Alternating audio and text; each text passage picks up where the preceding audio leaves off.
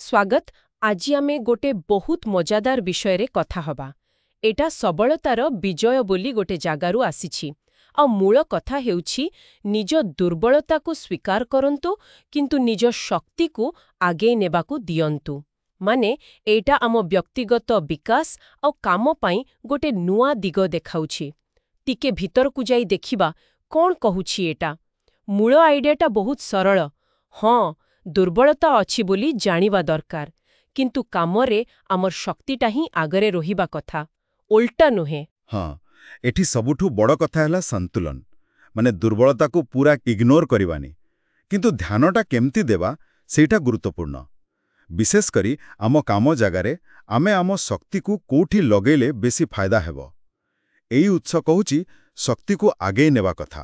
ଠିକ୍ କହିଲେ।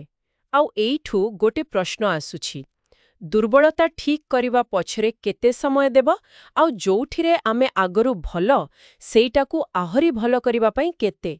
ଲାଗୁଛି ଏଇ ଉତ୍ସ ଦ୍ୱିତୀୟଟା ଉପରେ ବେଶୀ ଜୋର ଦେଉଛି। ତ ଏଇଟା ଦକ୍ଷତା, ଆଉ ମୋତେ ଲାଗୁଛି ଆମ ନିଜ ସନ୍ତୁଷ୍ଟି ସହ ବି ଜଡ଼ିତ। ଯେତେବେଳେ ଆମେ ନିଜ ଶକ୍ତି ଅନୁସାରେ କାମ କରୁ, ସେଇଟା ବେଶୀ ସ୍ୱାଭାବିକ ଲାଗେ ଆଉ ଫଳ ବି ଭଲ ମିଳେ। ଏଇ ଯୋଉ ଉତ୍ସାହ ଅଛି, ସେ ଏହାକୁ ଜୀବନର ଗୋଟେ ବଡ଼ ଶିକ୍ଷା ବୋଲି କହୁଛି। ଆଉ ହ୍ୟାଶଟ୍ୟାଗ୍ ଦେଖିଲେ ଲାଗୁଛି corporate life, life experience, life lessons, ଏଇଟା କର୍ପୋରେଟ୍ ଦୁନିଆ ପାଇଁ ବି ବହୁତ କାମର। ହଁ, ଏଇଟା ବୁଝି ହେଉଛି। କିନ୍ତୁ ଆଗେଇ ନେବାକୁ ଦିଅନ୍ତୁର ପ୍ରକୃତ ଅର୍ଥ କ'ଣ? ମାନେ ଦୁର୍ବଳତାକୁ କ'ଣ ପୁରା ଛାଡ଼ିଦେବା? ନା, ସେମିତି ନୁହେଁ। ଆଗେଇ ନେବାକୁ ଦିଅନ୍ତୁ ମାନେ ହେଲା ଆମ କାମରେ, ଆମ ନିଷ୍ପତ୍ତି ନେବାରେ, ଆମ ପରିଚୟରେ ଶକ୍ତିଟା ହିଁ ମୁଖ୍ୟ ରହିବା ଦରକାର। ଦୁର୍ବଳତା ବିଷୟରେ ସଚେତନ ରହିବା, ଆବଶ୍ୟକ ହେଲେ ତାକୁ ମ୍ୟାନେଜ କରିବା, କିନ୍ତୁ ସେଇଟା ଆମକୁ ଚଳେଇବନି। ଗୋଟେ ଉଦାହରଣ ଦେଖନ୍ତୁ, ଯଦି ଜଣେ ଭଲ କଥା କହିପାରୁଛି କିନ୍ତୁ ଲେଖିବାରେ ଟିକେ କମ୍, ତାହେଲେ ସେ କହିବା ଉପରେ ବେଶୀ ଫୋକସ୍ କରିବା କଥା। ଲେଖିବାଟାକୁ ପୁରା ଛାଡ଼ିବନି, କିନ୍ତୁ ମୁଖ୍ୟ ଧ୍ୟାନ ରହିବ କହିବା ଉପରେ। ବୁଝିଲି। ତେବେ ସେଇ ସମାନ ପ୍ରଶ୍ନ, କେତେ ଏନର୍ଜି ଦୁର୍ବଳତା ପାଇଁ ଆଉ କେତେ ଶକ୍ତି ପାଇଁ? ଏଇ ଉତ୍ସ ଗୋଟେ ପ୍ରାକ୍ଟିକାଲ ବାର୍ଡ ଦେଖାଉଛି। କହୁଛି ଯୋଉ କାମଟା ଆମକୁ ସହଜ ଲାଗେ, ଯୋଉଥିରେ ଆମେ ସ୍ୱାଭାବିକ ଭାବେ ଭଲ, ଆଉ ଯୋଉଟା କରି ଆମକୁ ଖୁସି ଲାଗେ, ସେଥିରେ ବେଶୀ ସମୟ ଆଉ ଶକ୍ତି ଦେବା ଉଚିତ। କାରଣ ଶକ୍ତି ଉପରେ କାମ କଲେ ନା କମ୍ କଷ୍ଟରେ ଭଲ ରେଜଲ୍ଟ ମିଳେ ଆଉ କନଫିଡେନ୍ସ ବି ବଢ଼େ। ଦୁର୍ବଳତାକୁ ବାସ୍ ଏତିକି ମ୍ୟାନେଜ କରନ୍ତୁ ଯେମିତି ସେ ଆଗକୁ ବଢ଼ିବାରେ ବାଧା ନ ଦିଉ। ହଁ, ଏଇଟା ନିଶ୍ଚୟ ଏଫିସିଏନ୍ସି ଆଉ ପର୍ସନାଲ ସାଟିସ୍ଫ୍ୟାକ୍ସନ୍ ସହ ଯୋଡ଼ା। ନିଜ ଶକ୍ତିରେ କାମ କଲେ କାମଟା ବୋଝ ଭଳିଆ ଲାଗେନି। ଆଉ ଆପଣ ଯୋଉ ହ୍ୟାଶଟ୍ୟାଗ୍ କଥା କହୁଥିଲେ, ହ୍ୟାଶଟ୍ୟାଗ୍ କର୍ପୋରେଟ୍ ଲାଇଫ୍, ଏଇଟା କର୍ପୋରେଟ୍ ଜଗତ ପାଇଁ ବହୁତ ରିଲେଭେଣ୍ଟ ଲାଗୁଛି। ଏକଦମ।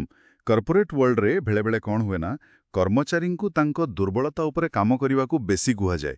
କିନ୍ତୁ ଏଇ ଆପ୍ରୋଚ୍ ଟିକେ ଅଲଗା। ଯଦି ଜଣେ ତାର ଶକ୍ତି ଅନୁସାରେ କାମ କରେ, ତାହେଲେ ସେ ବେଶୀ କଣ୍ଟ୍ରିବ୍ୟୁଟ୍ କରିପାରିବ।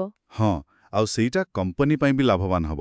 ଏଇଟା ଖାଲି ବ୍ୟକ୍ତି ପାଇଁ ନୁହେଁ, ପୁରା ସଂସ୍ଥା ପାଇଁ ଗୋଟେ ଭଲ ଶିକ୍ଷା। ତେବେ ଏଇ ଯୋଉ ଆମେ କଥା ହେଲେ, ଏଥିରୁ ମୁଖ୍ୟ କଥା ବାହାରିଲା ଯେ ହଁ, ଦୁର୍ବଳତା ବିଷୟରେ ଜାଣିବା, କିନ୍ତୁ ଆମ ପ୍ରାଥମିକତା ହେଉଛି ନିଜ ଶକ୍ତିକୁ ଚିହ୍ନିବା, ତାକୁ ବଢ଼େଇବା ଆଉ ତାକୁ ହିଁ ବେଶୀ ବ୍ୟବହାର କରି ଆଗକୁ ଯିବା।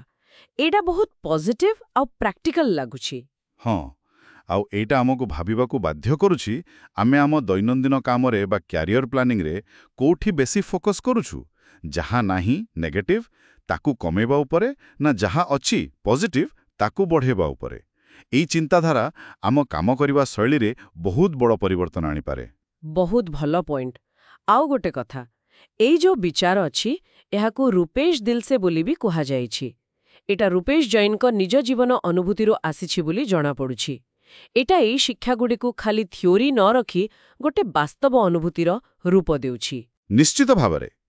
ଯେତେବେଳେ କୌଣସି ପରାମର୍ଶ କାହାର ନିଜ ଅନୁଭବରୁ ଆସେ, ତାର ଗଭୀରତା ଆଉ ପ୍ରାସଙ୍ଗିକତା ବଢ଼ିଯାଏ। ଏଇଟା ଦେଖାଉଛି ଯେ ଏ କଥାଗୁଡ଼ା ଖାଲି ବହିରେ ନାହିଁ, ଏହାକୁ ପ୍ରକୃତ ଜୀବନରେ ଲଗାଯାଇପାରେ। ଏହା ଶୁଣୁଥିବା ଲୋକଙ୍କୁ ବି ପ୍ରେରଣା ଦେବ ନିଜ ଜୀବନରେ ଏହାକୁ କେମିତି ଆପଣେଇବେ ଭାବିବା ପାଇଁ। ହୁଏତ ଆମେ ଏହା ବି ଭାବିପାରିବା ଯେ କେବେ କେବେ ଦୁର୍ବଳତା ଉପରେ ଧ୍ୟାନ ଦେବାଟା ବେଶୀ ଜରୁରୀ ହୋଇପାରେ କି? ସେଇଟା ଆଉ ଗୋଟେ ଆଲୋଚନାର ବିଷୟ।